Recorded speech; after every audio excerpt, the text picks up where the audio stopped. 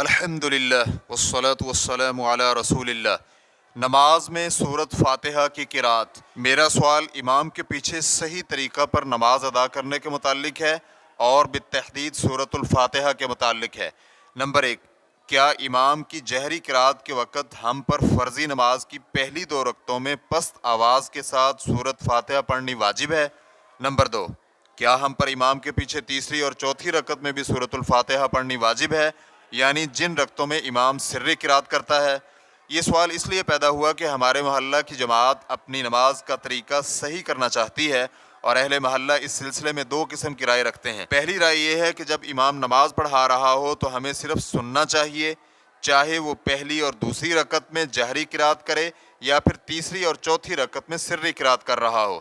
لیکن دوسری رائے کے لوگ کہتے ہیں کہ سورۃ الفاتحہ کے بغیر نماز قبول نہیں ہوتی، چاہے امام جہری قرأت کرے یا سری۔ آپ سے میری گزارش ہے کہ اس بارے میں بیان کریں کہ صحیح کیا ہے اور اس کے جتنے بھی زیادہ دلائل ہوں دیں۔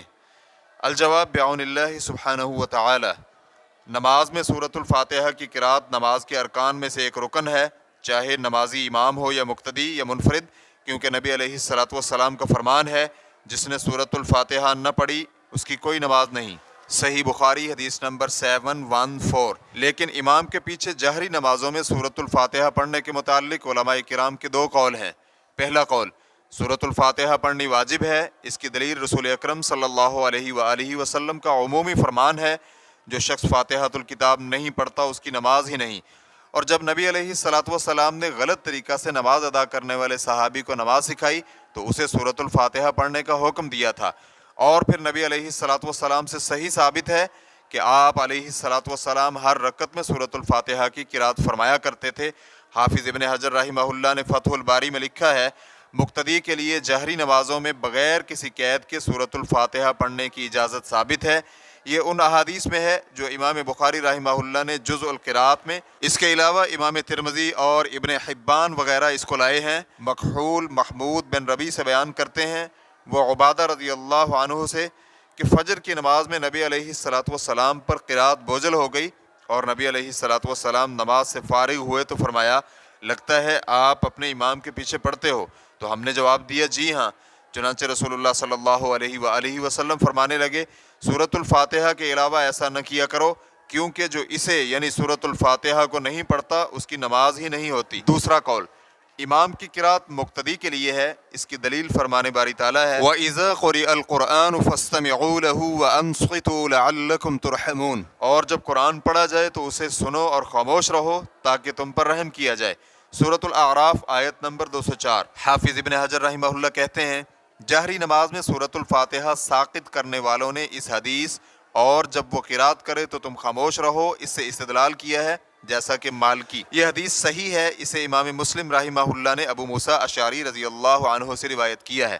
جو حضرات سورۃ الفاتحہ کے وجوب کے قائل ہیں وہ کہتے ہیں کہ امام جب سورۃ الفاتحہ سے فارغ ہو جائے تو کسی دوسری سورت کے شروع کرنے سے قبل مقتدی سورۃ الفاتحہ پڑھ لے یا پھر سکتوں کے درمیان پڑھی جائے۔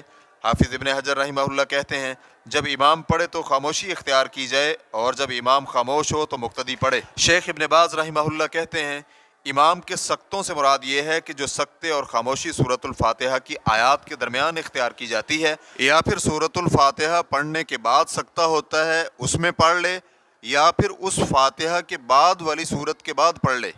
اور اگر امام خاموش نہیں ہوتا تو علماء کرام کا صحیح قول یہ ہے کہ مقتدی پر سورۃ الفاتحہ پھر بھی پڑھنی واجب ہے، چاہے امام کی قرأت کے دوران ہی پڑھے۔ ریفرنس کے لیے دیکھیے فتاوی الشیخ ابن باز جلد نمبر 11 صفحہ نمبر 221۔ مستقل فتویٰ کمیٹی سے اس طرح کا سوال کیا گیا تو ان کا جواب تھا، اہل علم کے اقوال میں سے صحیح قول یہی ہے کہ نماز میں امام، مقتدی اور منفرد پر جہری اور سری نمازوں میں سورۃ الفاتحہ پڑھنی واجب ہے، کیونکہ اس کے دلائل صحیح ہیں اور یہ فرمان باری تعالیٰ، وَإِذَا قُرِئَ الْقُرْآنُ فَاسْتَمِعُوا لَهُ وَأَنصِتُوا لَعَلَّكُمْ تُرْحَمُونَ۔ اور جب قرآن پڑھا جائے تو سنو اور خاموش رہو تاکہ تم پر رحم کیا جائے، یہ عام ہے۔ اور اسی طرح رسول اللہ صلی اللہ علیہ وآلہ وسلم کا فرمان، اور جب وہ قرآن پڑھے تو خاموش رہو، یہ بھی سورۃ الفاتحہ وغیرہ میں عام ہے، جسے اس حدیث نے خاص کر دیا ہے۔ جس نے سورۃ الفاتحہ نہ پڑھی اس کی نماز ہی نہیں۔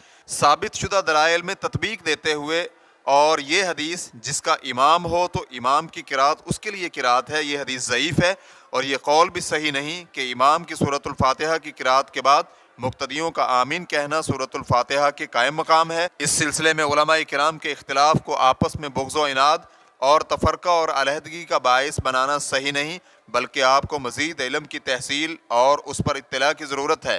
اور جب کوئی شخص کسی امام کی تقلید کرتا ہے جو جہری نمازوں میں مقتدی کے لیے سورۃ الفاتحہ کے وجوب کا قائل ہو، اور کچھ دوسرے لوگ کسی ایسے امام کی تقلید کرتے ہیں کہ مقتدی کے لیے جہری نمازوں میں خاموش رہنا واجب ہے اور اس کے لیے امام کی سورۃ الفاتحہ کی قرات ہی کافی ہے، تو اس میں کوئی حرج نہیں اور اس کی کوئی ضرورت نہیں کہ ایک دوسرے سے دشمنی رکھیں اور اس بنا پر بغض و عناد پیدا کریں۔